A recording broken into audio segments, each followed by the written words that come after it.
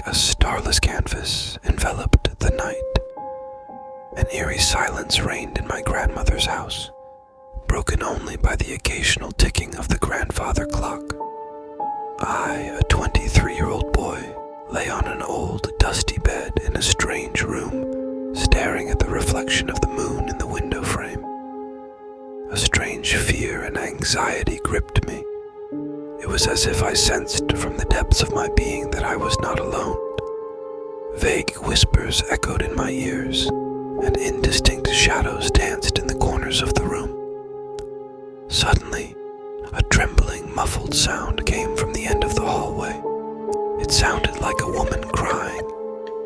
I jumped out of bed and, trembling, moved towards the source of the sound. With each step I took, the fear and anxiety in me grew. My heart was pounding and my breath was coming in short gasps. When I reached the end of the hallway, I saw my grandmother's door half open. A faint light leaked out of the room. I cautiously peered into the room. My grandmother was kneeling on the floor in a corner of the room, weeping profusely.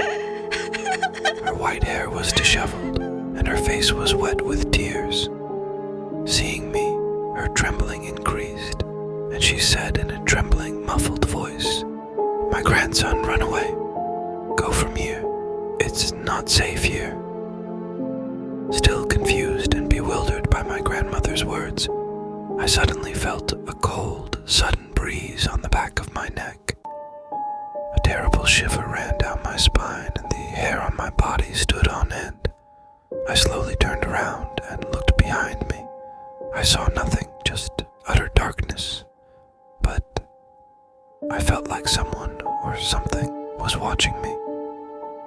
I felt like there were horrible eyes staring at me in the pitch darkness. I took a deep breath and shouted with all my might, Who's there?" But there was no answer, only silence, a heavy, eerie silence that will forever ring in my ears, and I still don't know what I saw that night and what was watching me in the pitch darkness. My scream was lost in the silence of the night, as if no one had heard me. My body shook even more, and cold sweat broke out on my forehead. I slowly walked towards my grandmother's room, as if an invisible force was pulling me towards it. The door was ajar, and I stared inside. Absolute darkness enveloped the room, and nothing was visible. Suddenly, a cold, sudden breeze blew from inside the room to my face, and the unpleasant smell of rotting meat reached my nostrils. Fear and disgust filled me, and I wanted to get away from that room as quickly as possible. But it was as if I was spellbound and couldn't move my legs. At that moment, a horrible sound came from inside the room. It sounded like the scream of a woman dying. A terrible shiver ran down my spine and the hair on my body stood on end. With all my might, I shouted, "Grandma, is that you?" But there was no answer, only silence. A terrifying silence that, along with those terrifying screams, was scaring the life out of me. I couldn't take it anymore and ran towards the door with all my might. I wanted to escape from that cursed room and take refuge in the pitch darkness outside. But suddenly, the door slammed shut with a terrifying force, and I was imprisoned in the absolute darkness of the room. Absolute terror gripped me. I screamed and pounded on the door, but it was no use. It was as if I was trapped in an iron cage. At that moment, I felt like someone or something was approaching me in the darkness of the room. Hot, unpleasant breaths hit my face, and I felt like horrible eyes were staring at me in the darkness. A terrifying scream erupted from the depths of my being, and I passed out. I don't know how long I was unconscious. When I woke up, my head was spinning and I felt nauseous. I opened my eyes and stared into the absolute darkness. I was still in my grandmother's room and terror was still rooted in my being. I slowly got up from the ground and moved towards the door of the room. I kicked the door with all my might, but it was no use. The door was locked, was no way to escape. Suddenly, I heard a noise behind me. I turned around and stared into the darkness. Right in front of me, in the pitch darkness, two red, glowing eyes shone like two blood diamonds. Absolute fear and terror gripped me. I wanted to scream, but my tongue was as if locked with fear. The red eyes slowly approached me. Hot, unpleasant breaths hit my face, and the stench of rotting meat filled the room. I had no hope of salvation anymore. I waited for the horrible death that awaited me.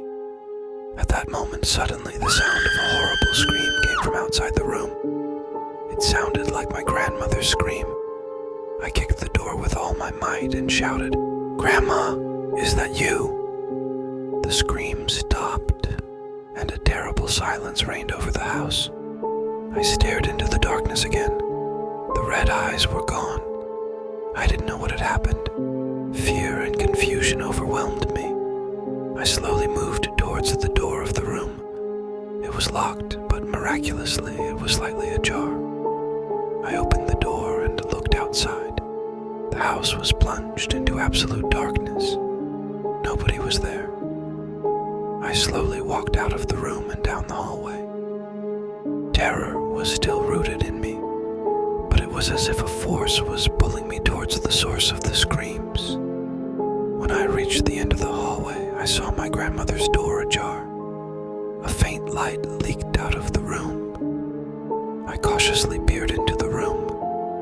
My grandmother was lying on the ground. Her eyes were closed and she wasn't breathing. I ran to my grandmother and knelt down. Her body was cold, and there was no sign of life in her. Tears streamed down my face. My grandmother was the only person in this world I loved, and now she was taken from me too. As I trembled with sobs, I suddenly saw a shadow in the corner of the room. A tall, slender shadow, hidden in the pitch darkness of the room.